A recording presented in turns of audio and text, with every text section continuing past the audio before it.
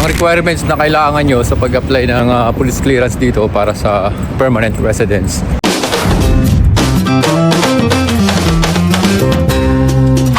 Welcome to Montreal.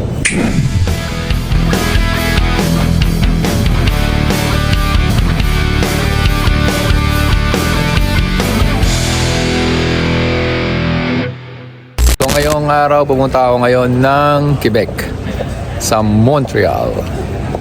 Kasi kailangan natin kumuha ng panibagong Japan police clearance para sa pag-apply ng permanent residence dito sa Canada. So yung police clearance ko sa Japan nung kinuha ko nung una, so hindi siya valid para sa pag-apply ng PR. So kailangan ko kumuha ng panibago. So panibagong police clearance para sa pag-apply ng PR. So ngayon nandito ako ngayon sa airport dito sa Halifax.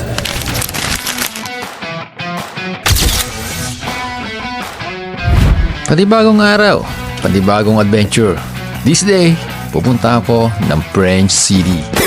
Wait. Nakalimutan ko pala ang aking boarding pass. Buti na lang, medyo maaga akong dumating at nagkaroon pa ako ng time para makakuha ng pass. Pero sa pagkakataong yan, nagmamadali na ako kasi nagpo-boarding na. At nagpaalam na rin ako sa nagatid sa akin kay Kuya Ray. Salamat! At siya din yung susundo sa akin mamayang hapon pag uwi ko. Napakabait talaga ni Kuya Ray. Kung mapapansin nyo, wala pang araw. Kasi 8 a.m. ang flight ko. From Halifax to Montreal. 2 hours nga pala ang biyahe ko. Pagkalipas ng 2 oras, eto, pababa na ako. Nga pala, mas advanced na 1 oras ang Halifax kaysa sa Quebec. Ganun kalaki ang Canada. Bawat province may kanya-kanyang time zone. Ewan ko ba, mai-experience nyo rin yan pag nandito na kayo sa Canada. Agad akong nag-exit, kailangan akong magmadali. Kasi 10:30 ang aking appointment. Hindi ako pwedeng mahuli. Nga pala, kung mapapansin nyo, lahat ng signage may translation ng French.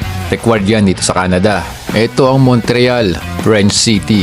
So lahat dito nagpe-French. Parang second language lang nila ang English. At agad akong naghanap ng taxi. At paglabas mo ng airport, eto ang babati sa'yo. Bonjour! From Montreal Airport to Japan Consulate General. 30 minutes ang biyahe. And $40 ang pamasahe sa mga gustong pumunta. Finally, nakarating na rin ako. Ito nga pala yung landmark, isang mataas na building at merong RBC sa harapan. Ilalagay ko na lang sa comment section yung complete address para matrace nyo din. Agad na akong pumasok sa loob kasi wala na akong oras. Nga pala, bawal nga pala ang camera kaya hindi na ako nakapag-video sa loob. So, kukwento ko na lang sa inyo kung ano nangyari. Passport lang ang kailangan mong i-submit. Wala nang kung ano-ano pa. At pagkatapos nilang ma-check ang iyong mga impormasyon, kukunan ka nila ng biometrics. Katulad ng ginawa ko nung kumuha ko ng police clearance sa Japan. At isa nga pala sa mga dadalhin nyo ay ang Canada Post Express Envelope. Yung smallest size, national category. Yan yung kailangan nila. Diyan nila ilalagay yung police clearance na galing sa Japan at isend naman nila sa iyo pabalik. Kaya hindi mo na kailangan bumalik pa ulit sa Quebec para kunin yung iyong police Tapos clearance. na ako kumuha ng police clearance. So dito sa building na to na pagkataas-taas may RBC. Ayan. Nandyan yung Japan Consulate General. Ang requirements na kailangan nyo sa pag-apply ng police clearance dito para sa permanent residence. Passport. Tapos magpa-biometrics. Magsasubmit ng inyong fingerprints. And wala naman kayong ibang babayaran kundi yung envelope na mabibili nyo sa Canada Post. Although kumuha na ako ng police clearance before nung pumunta ako, pero ang purpose nun is for entry.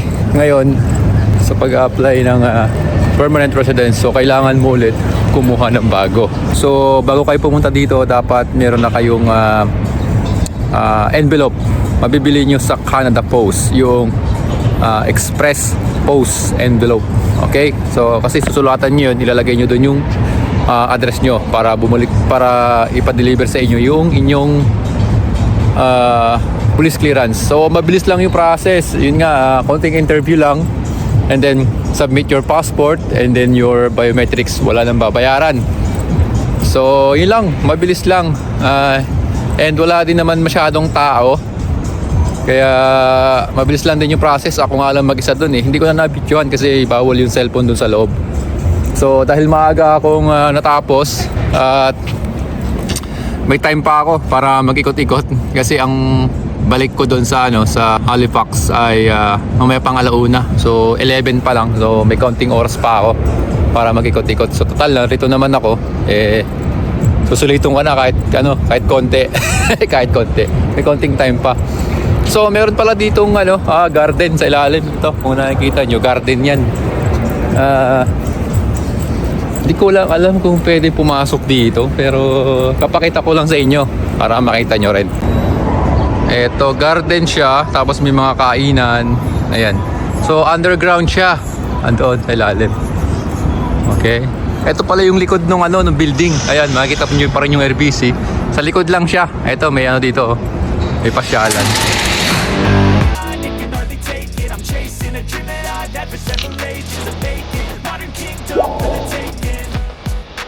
Now that I've been put through hell, I never got anyone's help. I had to do it all myself. I don't ever slow up, no I don't take shit. I got no love for the fakeness. If you wanna play tough and wanna hate this, I'll always show up and make a statement. I don't ever slow up, no I don't take shit. I got no love for the fakeness. If you wanna play tough and wanna hate this, I'll always show up and make a statement. I don't ever slow up, no I don't take shit. I got